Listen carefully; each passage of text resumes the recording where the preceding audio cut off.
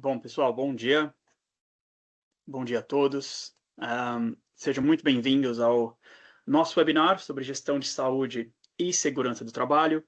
Meu nome é André de Almeida e hoje eu estou aqui representando a IDE e a comunidade de remuneração e benefícios Brasil e serei o mediador do nosso webinar.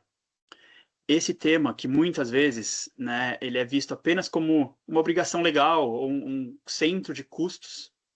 Vamos discutir, né, como que a sua gestão eficaz, na verdade, é um pilar super estratégico, né, para a produtividade e o bem-estar de todo mundo, inclusive da empresa, né? E para a gente aprofundar ainda mais sobre esse assunto, hoje a gente está trazendo dois grandes especialistas no assunto, a doutora Natália Pardo, que é diretora previdenciária da BMS, consultoria tributária, e o Dr. Marco Canteiro, médico e palestrante.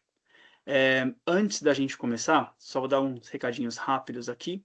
O webinar está sendo gravado e nós vamos enviar os links, né, para assistir no YouTube para todos que forem inscritos.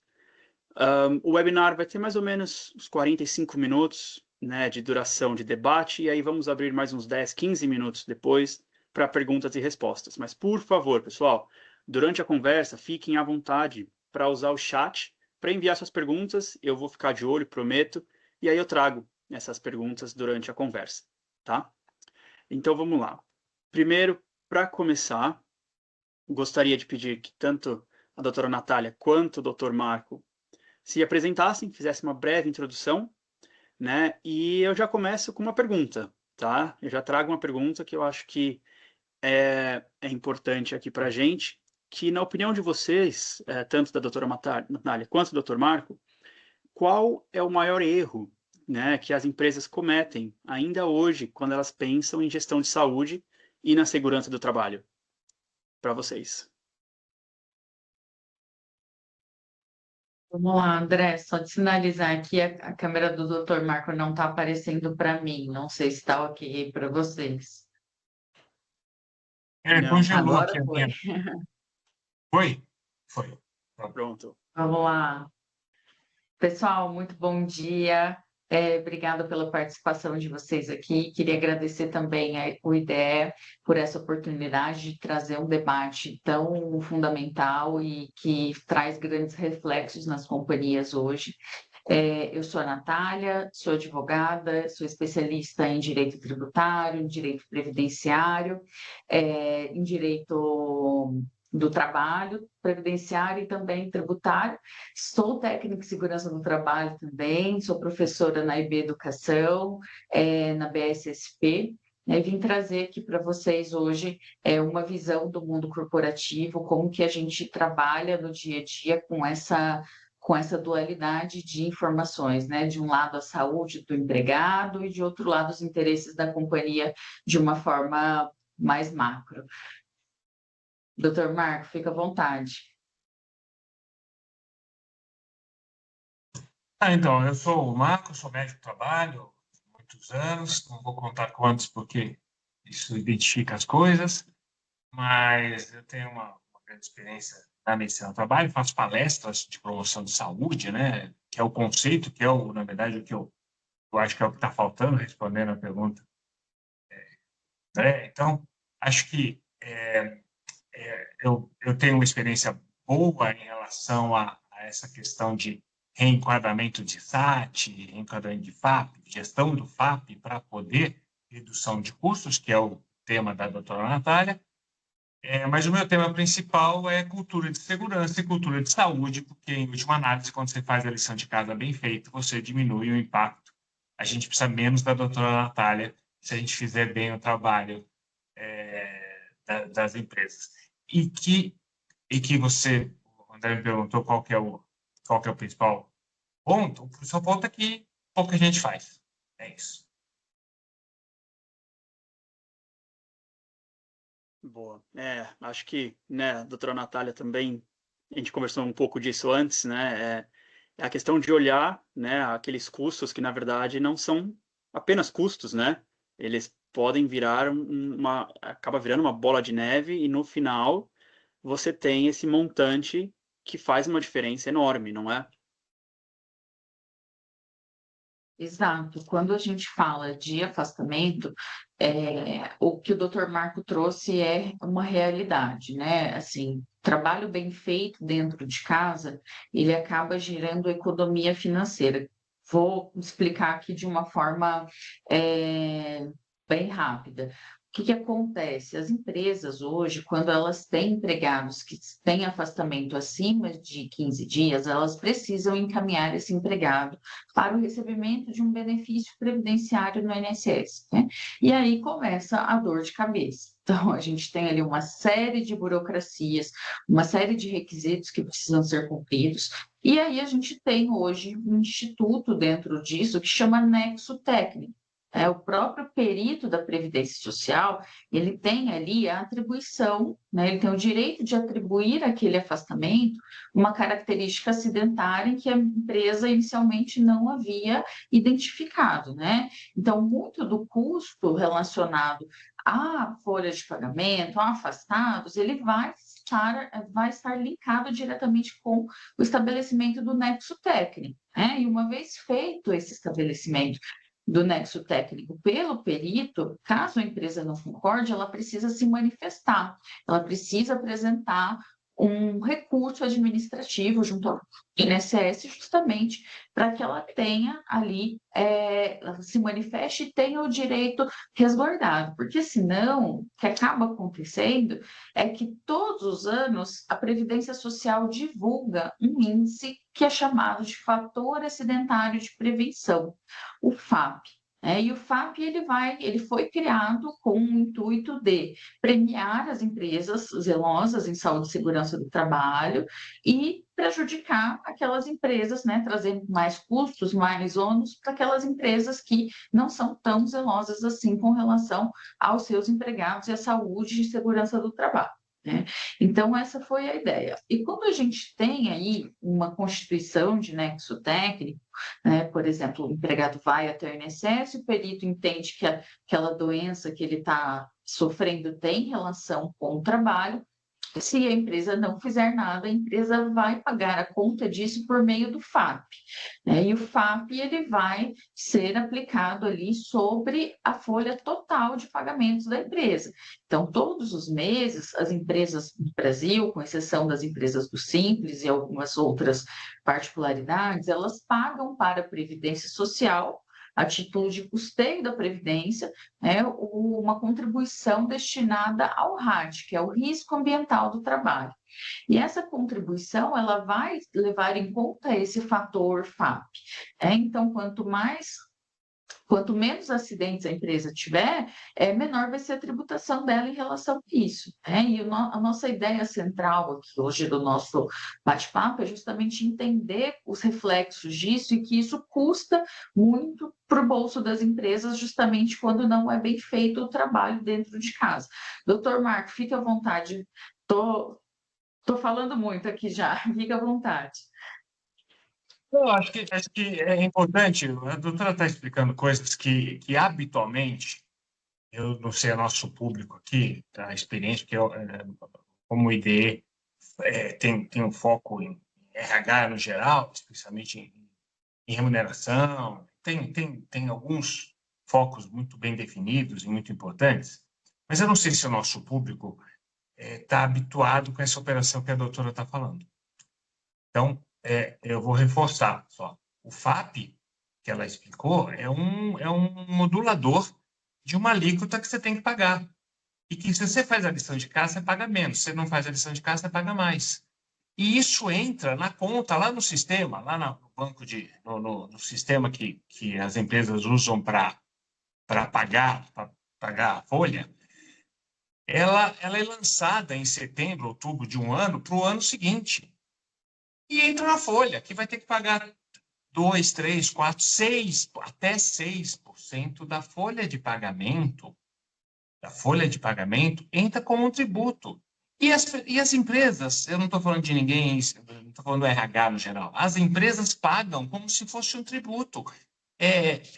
Assim, que não temos gestão, o que é uma pena, porque há absoluta possibilidade de gestão se fizer a lição de casa. Então, sem falar Sem falar em absenteísmo, em custos de sinistro médico, estou falando de custos financeiros que levam a problemas das empresas, em rotatividade, em clima organizacional. Sem falar nisso, só o tal do SAT, que é Seguro de Acidente de Trabalho, já justifica todas as ações de investimento em um bom ambiente de trabalho que seja saudável e seguro. Só isso, só fazer a conta. É só fazer a conta quanto você paga de... E eu vou te dizer que muita gente não sabe quanto paga de SAT. Não sabe qual é a alíquota. Aí vai para a doutora Natália, ela faz as contas, vê, faz as considerações jurídicas, tudo, né? Faz eu não sei os termos adequados, doutora, me desculpe, mas ela faz todo um processamento de eventualmente conseguir reduzir, né, por alguma inconsistência, todo o trabalho jurídico que deve ser feito, muito bem, muito importante. Mas a gente, habitualmente, as empresas não têm esse olhar. E aí pagam uma conta, não percebem que estão pagando, não sabem. Vou dar um exemplo aqui para eu já passar a bola. NR1.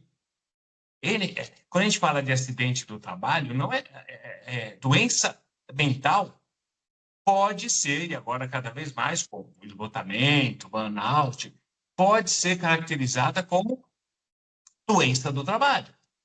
E afastamento é prolongado. Afastamento de 2, 3, 4, 5, 6 meses, com gravidade que pode ser considerada alta, porque o que é? A doença ou o acidente que tem a relação com o trabalho, que implica em gravidade em tempo de afastamento. Esses são requisitos para a construção da alíquota que você vai pagar no ano seguinte, nos anos posteriores, nos 2 anos seguintes. Então, fazer uma boa gestão. Está todo mundo aí preocupado com o NR1 e preocupado em fazer questionário, não sabe o que vai fazer com o questionário depois. Vai aplicar um questionário compulsório para os funcionários, depois não sabe o que faz com aquilo, mas quer mostrar que fez alguma coisa. Tem gente que nem no questionário está. Estou sendo sincero. Aliás, é assim que eu faço as minhas palestras. De um tom provocador para que você fale, pô, estou fazendo alguma coisa que pode ser melhor. Pode fazer uma boa avaliação psicossocial, com ações de liderança, ações que a gente pode passar aqui 4 horas falando, para realmente ter um ambiente saudável e adequado para que as pessoas não adoeçam. Porque se adoecer, do jeito que está hoje, as coisas vai piorar o seu FAP. E aí vai piorar a sua tributação. Doutor. Vamos lá, até nesse ponto da NR1, doutor, trouxe um dado aqui para a gente, é um dado que foi amplamente divulgado aí pela mídia nos últimos meses. Em 2024, a Previdência Social registrou uma concessão de 472 mil benefícios por doenças mentais, né? Então, é um aumento de 68% em relação a 2023. Então, realmente é um ponto muito importante que a gente precisa cuidar e ficar atento, justamente porque a gente tem ali, a partir de maio de 2026, né, doutor?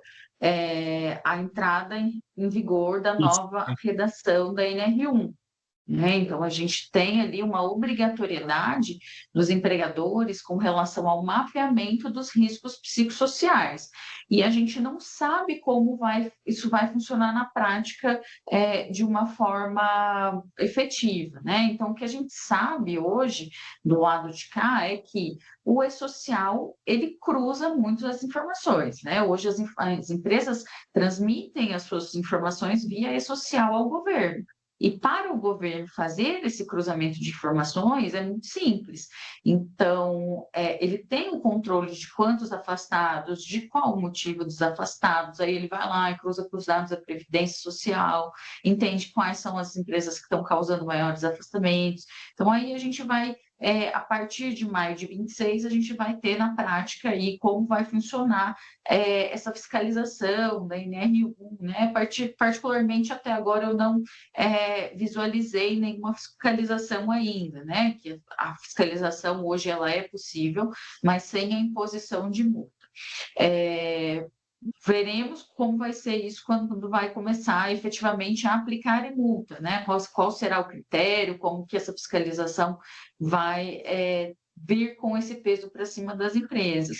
Mas fato é que a saúde mental é um ponto muito importante que não pode ser negligenciado dentro da empresa, né? Só reforçando algumas informações com relação ao FAP, o FAP, ele é um reflexo do que a empresa faz no seu dia a dia.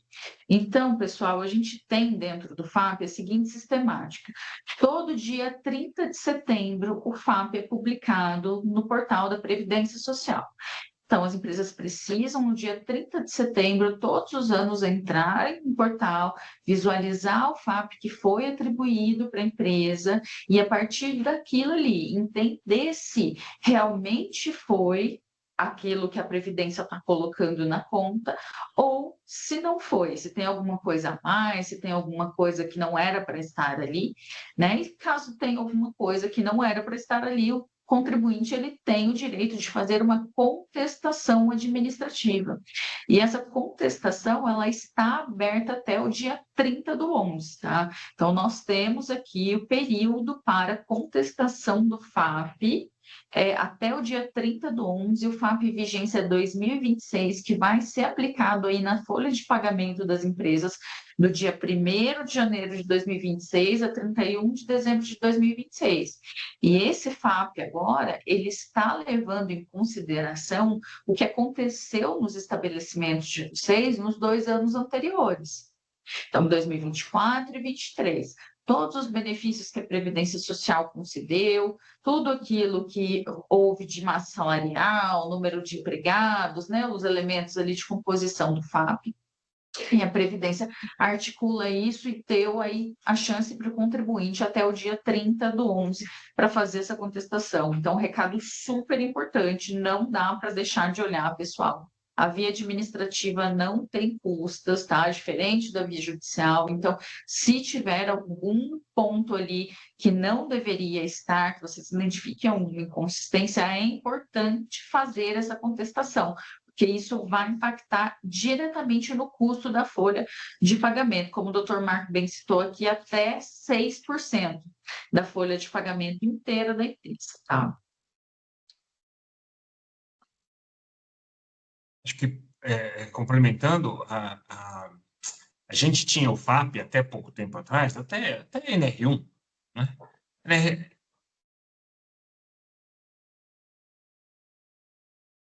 Voltei aqui? Voltei, né?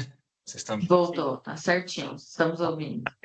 Até NR1, a gente tinha uma situação onde o grande problema são os acidentes, né? Os acidentes. As doenças ocupacionais, menos.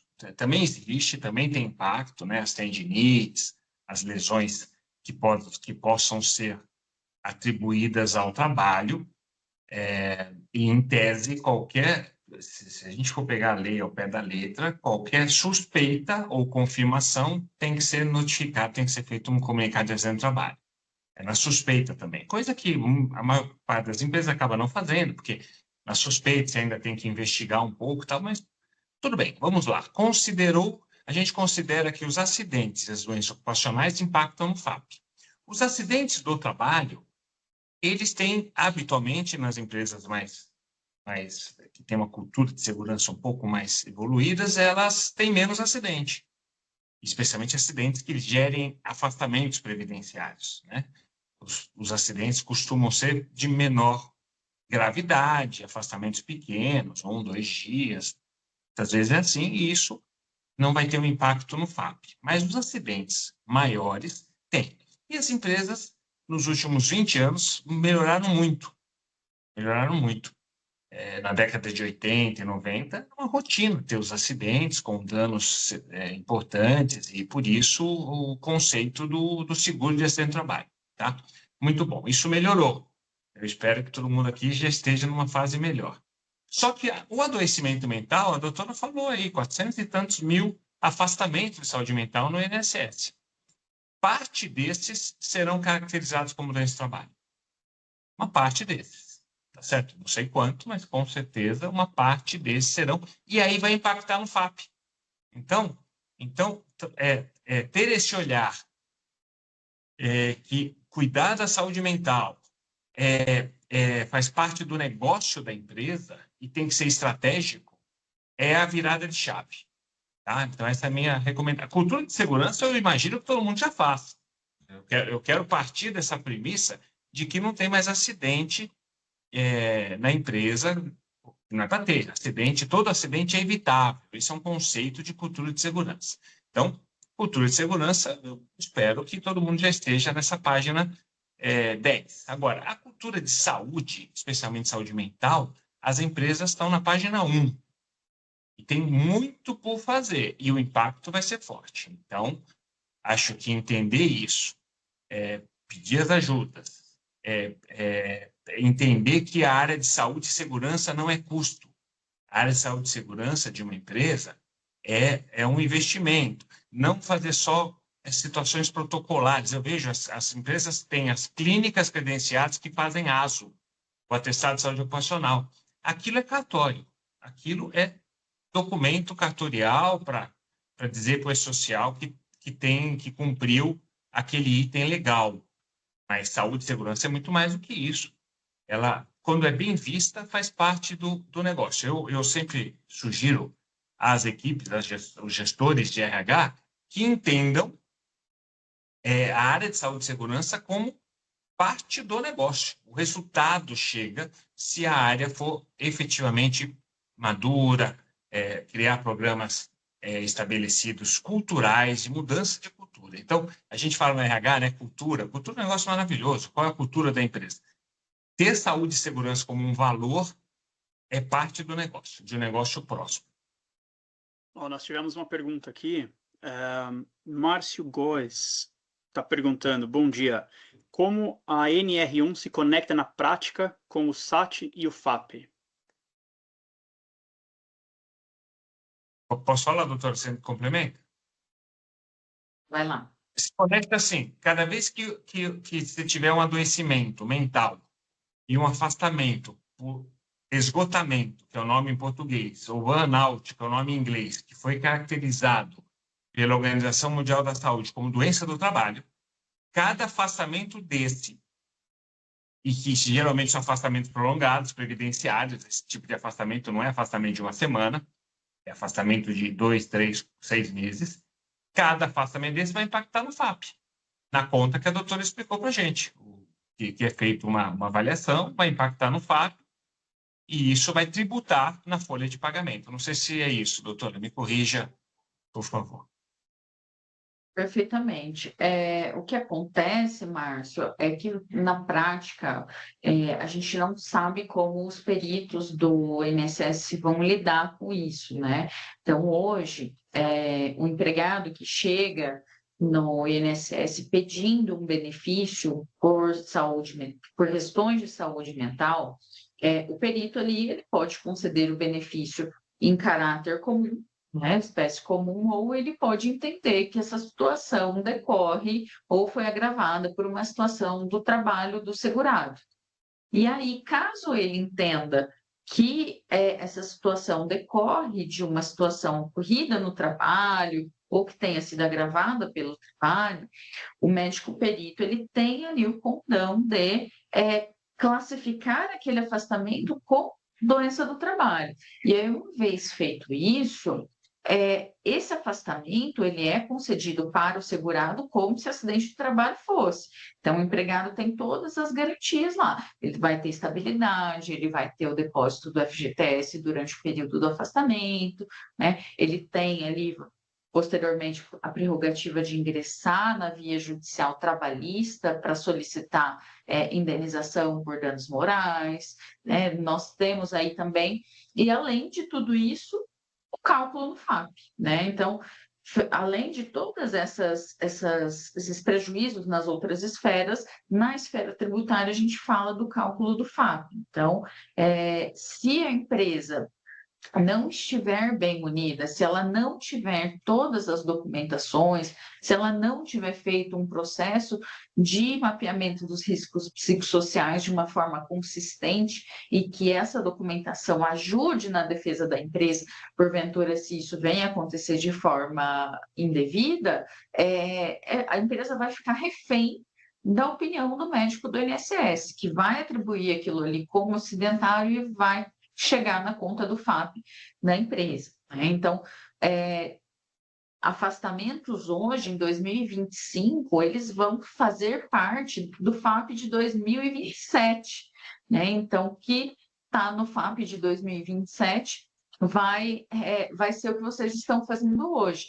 Então, quando a gente fala de cálculo de FAP, tributação, gestão de saúde, na minha opinião, o ponto mais relevante aqui é que seja trabalhado na prevenção. Por quê? Porque depois que chegou no teu FAP, depois que você já pagou a conta, a forma de você retirar isso, a forma de você diminuir os danos, ela é muito mais dificultada, né? Então, a melhor parte é a prevenção, é o que você faz hoje, é o acompanhamento das situações quando elas acontecem e para que a empresa pague menos tributo, para que a empresa seja menos prejudicada, para que ela tenha um papel ativo frente a essas situações da NR1, de afastamento de empregados, de possíveis doenças ocupacionais.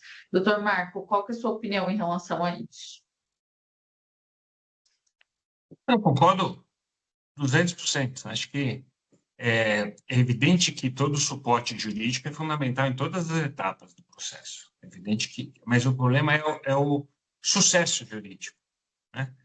Quanto mais amparado a empresa tiver, quanto melhor é a lição de casa, melhor é o trabalho que o jurídico vai poder para as eventuais inconsistências que ocorram ou caracterizações inadequadas. Então, por isso que programas bem estruturados de segurança e de saúde fazem com que a gente tenha menos acidente e menos doença ocupacional. São as duas coisas. Quando a gente fala em saúde, a gente está falando em ergonomia, ambiente de trabalho, clima organizacional, organização do trabalho, demanda de trabalho. Então, quando você olha a avaliação psicossocial que tá aí na moda, todo mundo falando disso, você entra em todos esses aspectos, né? Relacionamento com liderança, organização, meta, assédio, tudo isso está envolvido, tudo isso tem gestão, tudo isso tem processos que a empresa, e é liderado pela RH, isso que é legal.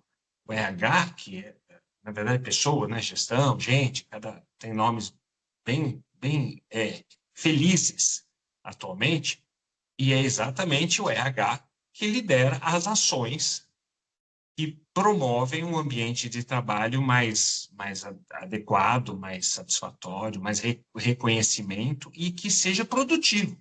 Ninguém está falando de não ser produtivo, inclusive é mais produtivo, porque a pessoa vai entender como parte, entender como aquela sensação de pertencimento, aquilo que todo mundo fala nos congressos, fala nos eventos, mas na prática não é feito. A gente sabe. Quem está nos ouvindo aqui sabe o que eu estou falando. Na prática não rola, ou tem algumas barreiras. Então, junto com saúde e segurança, junto com a área jurídica da empresa, junto com com o RH, com a gestão de pessoas, é influenciar os CEOs das empresas a valorizarem esse assunto. Habitualmente, as empresas entendem que saúde e segurança só tem porque tem uma lei que manda ter. Aliás, eu sempre falei isso, não me chame para trabalhar numa empresa porque a lei manda que eu exista. Não, eu não quero. Eu só vou trabalhar quando a empresa entende que é valioso o meu trabalho. É legal isso, é muito, muito importante, porque quando é valioso o meu trabalho, eu vou me sentir reconhecido, vai ser bom para a minha saúde mental, né? Quando eu estou lá só porque a lei manda, não tem graça. Então, eu acho que isso eu estou falando do meu caso, como médico do trabalho, posso ser contratado por uma empresa, mas eu estou falando da vida de cada um. Cada um está na empresa porque ela é importante para a empresa, né? Senão a gente não contrata os empregados que as empresas têm. A pessoa é importante, mas a pessoa tem que perceber isso. Isso é um exercício de liderança, de cultura, de jeito de seleção. Processo seletivo é fundamental. Tudo nasce na seleção. As pessoas que entram e que muitas vezes acabam tendo uma produtividade inferior, porque na seleção não foi brifado esse tipo de coisa, né? Então, é um assunto grandioso, é um assunto que o jurídico tem que estar muito envolvido, tem que estar sensível, é um assunto que a área médica e de segurança tem que estar envolvida, e pessoas, né? A área de diretoria de RH, gestão porque senão a coisa não acontece. Se ficar por conta de uma pessoa, muitas vezes eu já vi isso em empresa. O médico é bem intencionado e quer fazer um programa, não rola. Ou é alguém do RH sem apoio de ninguém. O advogado, o jurídico da empresa dá orientação, mas ninguém segue.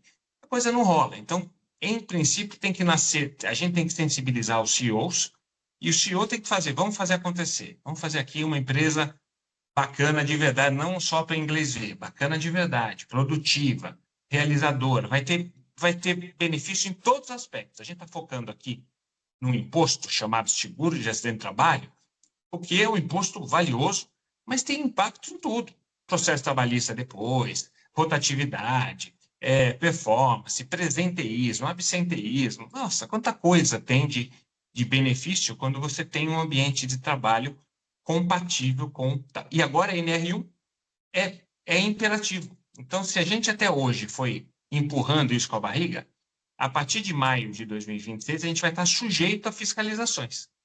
E cada vez mais eu recebo atestados de burnout hoje. Eu não recebia 2 anos atrás. Hoje eu recebo atestados de burnout. E o adoecimento de hoje, a doutora explicou, 2025 vai impactar no FAP de 2027. Então, a gente tem que ter uma visão de médio e longo prazo da empresa, né? Tem que ter. Não pode pensar, não, teve afastamento hoje, o impacto é só, eu vou estar fora da empresa. Se você estiver pensando assim, você não está sendo correto, né? Então, 2025 impacta em 27 e 28. 27 e 28. Não, só 27, né? É 2024 e 25 que vai impactar em 27, é isso. É isso. Então, a gente tem que ter um trabalho já de imediato para todas as empresas, eu recomendo isso de uma maneira muito forte, valorizando a saúde mental não para cumprir tabela, valorizando de fato, de fato. Até porque, só para terminar, até porque a segurança eu já estou considerando, todo mundo já faz a lição de casa.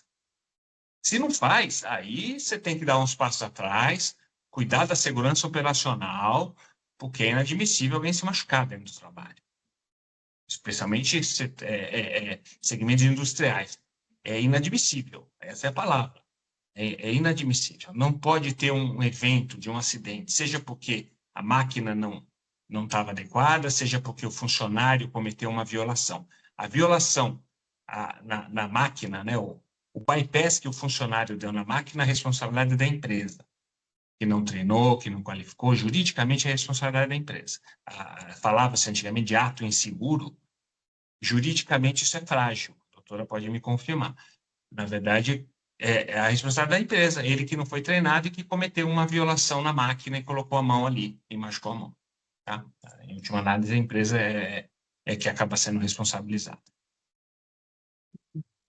Justamente, doutor Marco, você falou usou um termo que eu até anotei aqui para a gente desenvolver essa ideia, que é do impacto no CEO da empresa, né? Como você faz essa sensibilização, como você faz essa demonstração para o CEO, porque todos nós aqui, profissionais de RH, profissionais da saúde, a gente sabe o quão importante isso que é um assunto extremamente relevante, principalmente quem está ali do lado no dia a dia tratando desse tema com mais proximidade.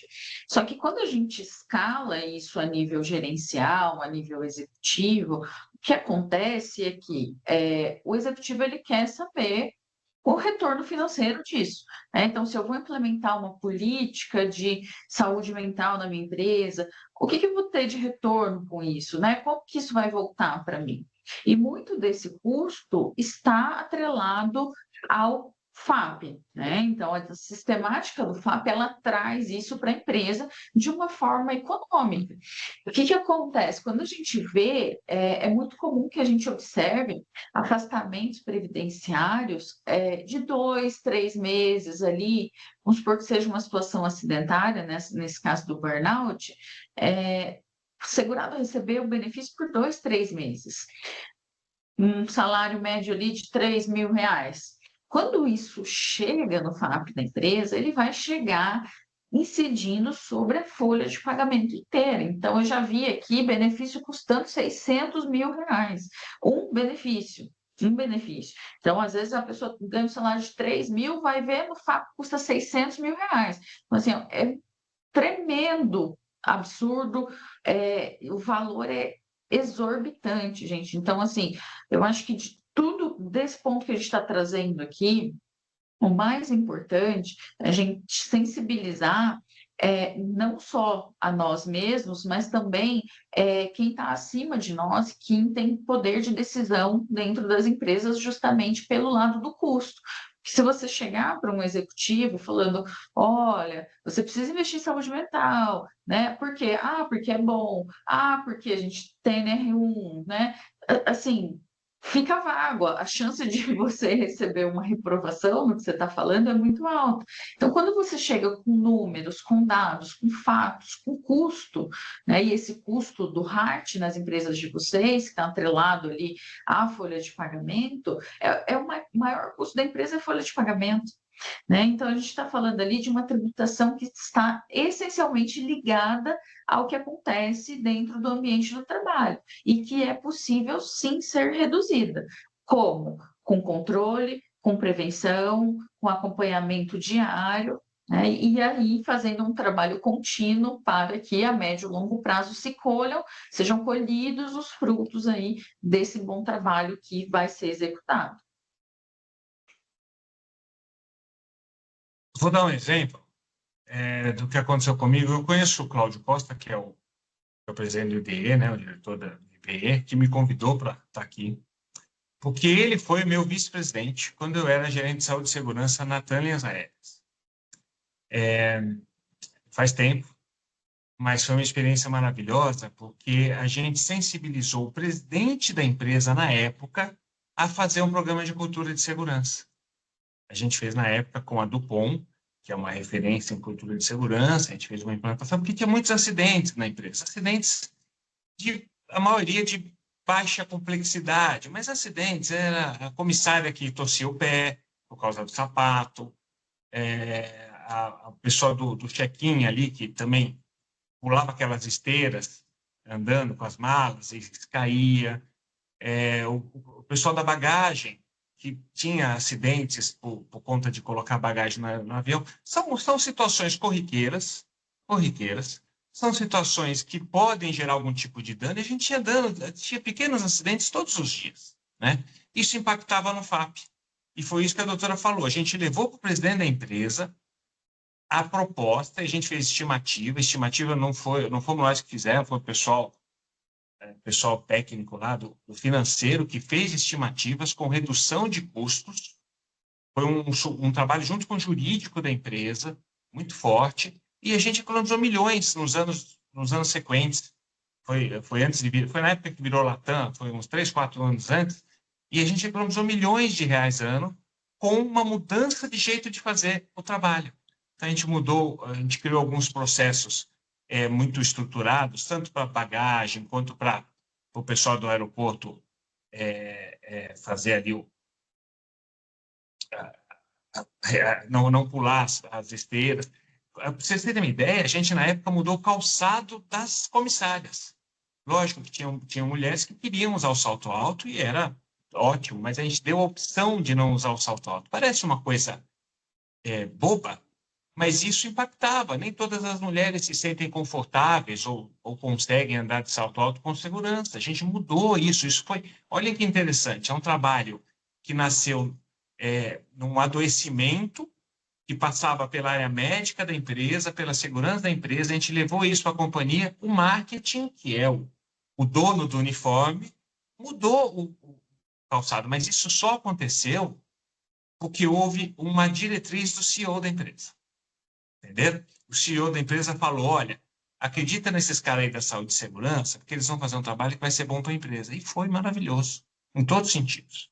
Em todos os sentidos, tanto do ponto de vista financeiro, quanto do ponto de vista individual, porque a pessoa que se machuca, ela se machucou, tem um dano no indivíduo. Então, não pode ter o dano. Vamos partir dessa premissa. Então, você tem um benefício no indivíduo e um benefício corporativo, mensurável. E foi isso que a gente fez. Então, é um exemplo aí, a doutora falou do presidente da empresa, e eu reforço que é muito importante se não fica ação de alguém bem intencionado. Sabe aquela história? O médico está preocupado com a saúde mental. Ninguém dá bola para isso, né? tem que ter um interesse no negócio. Eu recebi aqui, doutor Marco e doutora Natália, recebi por e-mail de um colega que não vai poder participar, né, e acho que é oportuno trazer essa pergunta agora, né? Vocês falaram de algumas coisas, como legislação, tecnologia, e é justamente nisso a pergunta, né, focada na tecnologia. Na opinião de vocês, tá aqui, como que vocês acreditam que a tecnologia hoje pode ajudar, né, as empresas a garantir a conformidade nas operações sem burocratizar muito esse processo?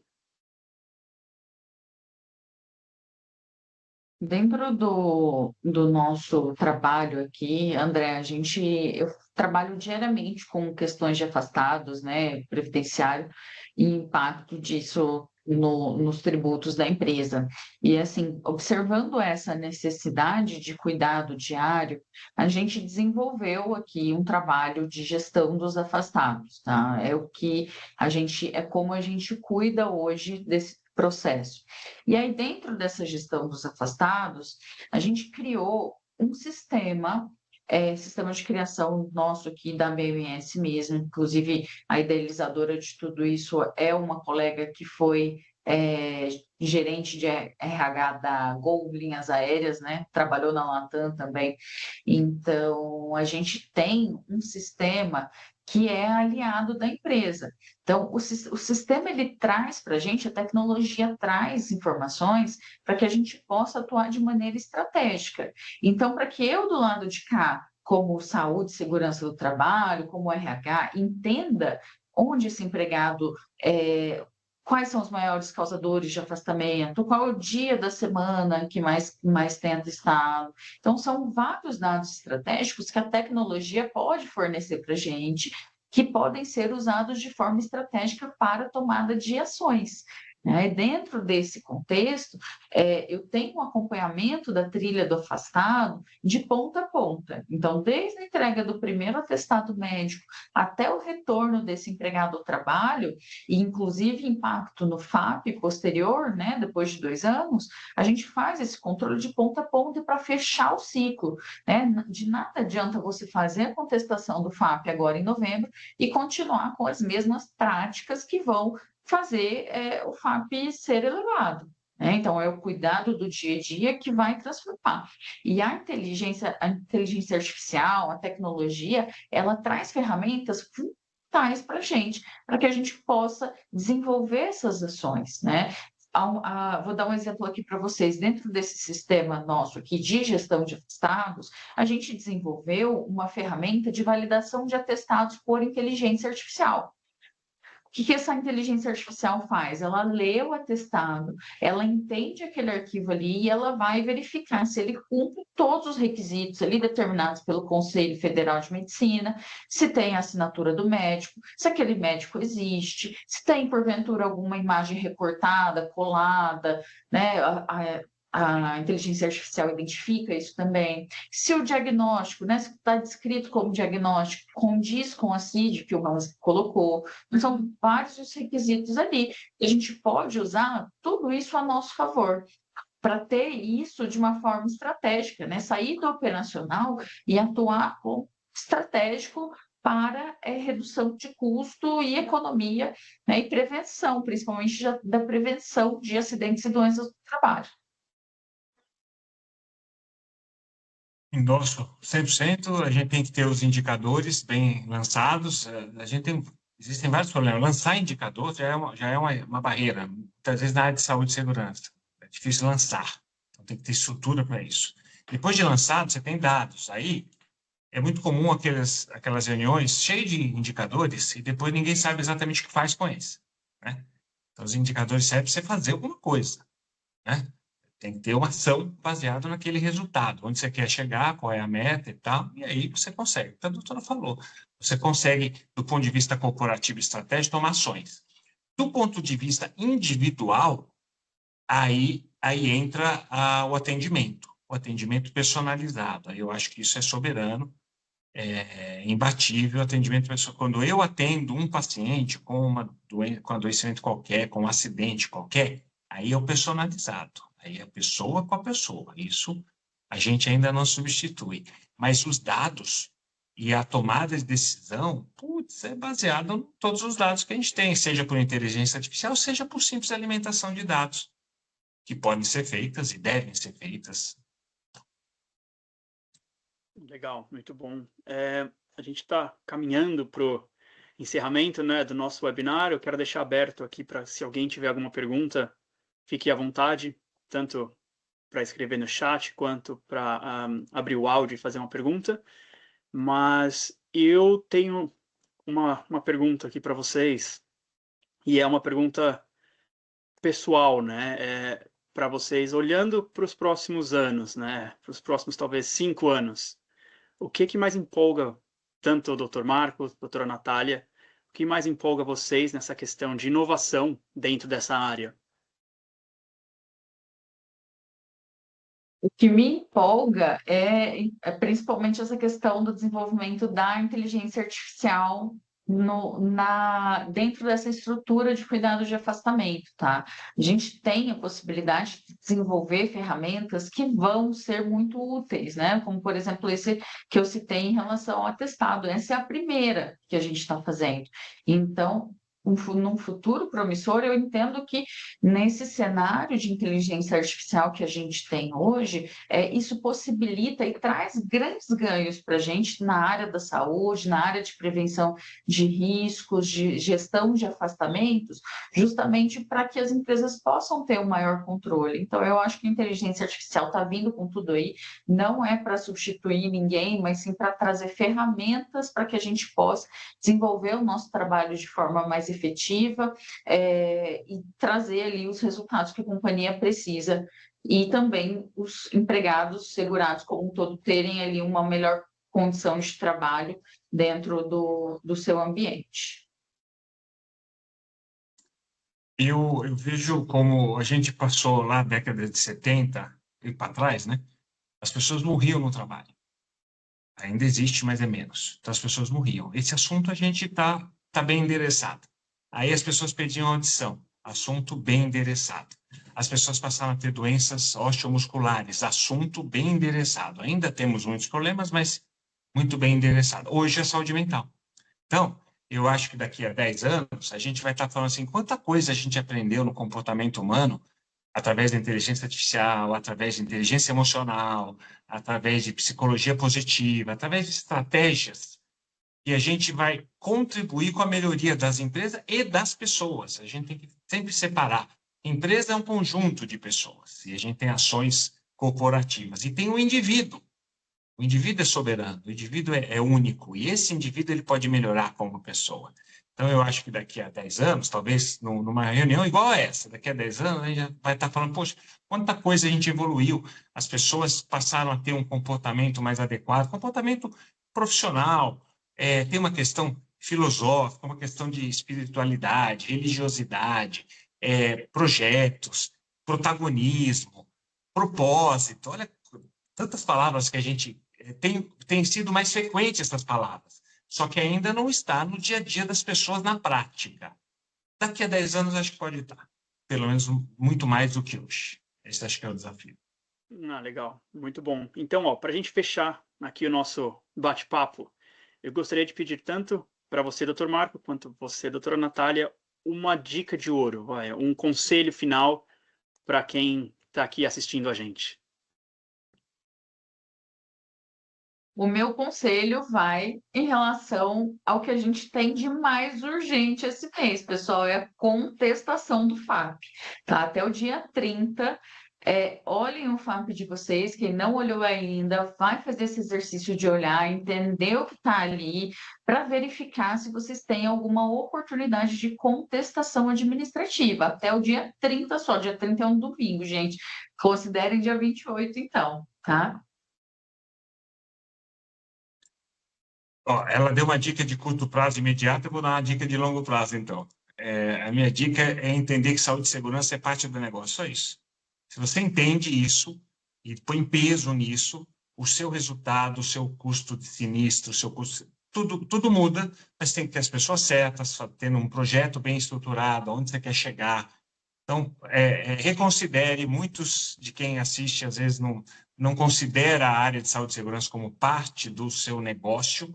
Passe a considerar, porque a gente está falando de pessoas, que é o foco do gestão de pessoas, né? E a gente está falando de resultado financeiro. Dessa maneira, a gente pode influenciar os CEOs a nos ajudarem de verdade. Ele não sabe disso. O CEO não sabe o tamanho da oportunidade que tem financeira investindo em saúde e segurança. Muito bom. Bom, é isso, pessoal. Muito obrigado. Fiquem à vontade para seguir a IDE, Dr. Marco, doutora Natália, no LinkedIn, perguntar, fazer mais questionamentos, receber mais informações. Todos estamos por lá. Boa, Dr. Marco. Só fazer, você falou do LinkedIn, é que eu tenho no LinkedIn, o meu nome é Marco Canteiro. Lá eu sou palestrante, médico do trabalho. Mas às vezes a pessoa entra no Instagram, que é dr de doutor.marco Canteiro, lá eu sou ginecologista, que eu tenho as duas especialidades. Então você vai entrar no Instagram, você vai ver um médico ginecologista falando de menopausa. Não tem nada a ver com o nosso tema aqui, tá certo? É outro cara. Quer dizer, eu mesmo, mas outro olhar. No LinkedIn é que eu falo de mundo corporativo, medicina do trabalho, saúde mental e todas as demandas de palestras e tal. É Marco Canteiro. Marco sem S, Canteiro sem o I. Obrigado. O pessoal pode seguir nos dois, no LinkedIn e no Instagram. Bom, é isso, pessoal. Obrigado pela participação de todos. Dr. Marco, doutora Natália, foi um prazer tê-los conosco aqui. E obrigado. Até mais. Um abraço. Obrigada, gente. Obrigada. Tchau, tchau.